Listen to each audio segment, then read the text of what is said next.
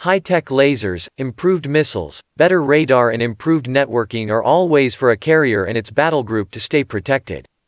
Carriers will need to operate effectively in extremely high-risk combat environments. Avoiding enemy attack is important in any war, including at sea where large surface ships such as aircraft carriers find themselves under enemy fire. The concept is to stop an attack before it hits by using active defenses, a technological feat that is a huge priority for the Pentagon. This is why ships, especially U.S. Navy aircraft carriers, are engineered with extensive, layered networks of integrated defenses.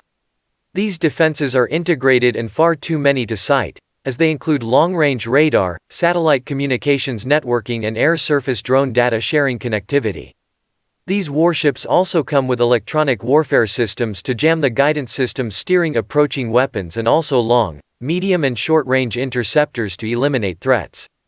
Finally, a carrier's escorts even have deck-mounted guns to fight off close-in threats.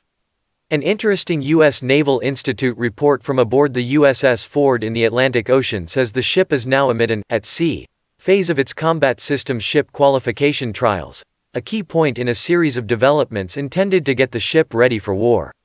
As part of the work, maintenance crews are putting wires together, managing the ship's technical systems and assessing its weapons elevators, the USNI report from the ship explains. The focus of these kinds of activities has, especially in recent years, shifted more intensely to the improvement of layered ship defenses. These kinds of defenses, fast becoming armed with new technologies such as laser interceptors, longer range, more precise missiles and multi-frequency jamming systems are growing in complexity and effectiveness, with the primary aim of avoiding and stopping increasingly sophisticated attacks. Case in point, the Navy is not only preparing a new SM-3II, a longer range, larger and more precise interceptor for carrier strike groups, but has also upgraded the SM-6 with a dual-mode seeker, enabling it to send a forward ping from the missile itself and change course in flight to adjust to moving targets. The evolved Sea Sparrow Missile Block II is yet another upgraded weapon which can operate in sea skimming and parallel the surface of the water to take out lower-flying incoming threats. Laser defenses are no longer on the horizon, but are already here arming surface ships.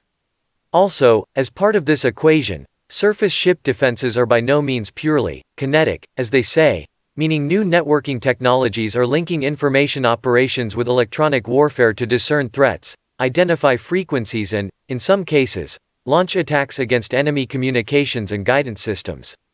These kinds of approaches may prove of particularly great value should an attack happen in a heavily trafficked area where fragmentation from an explosion could damage civilian vessels.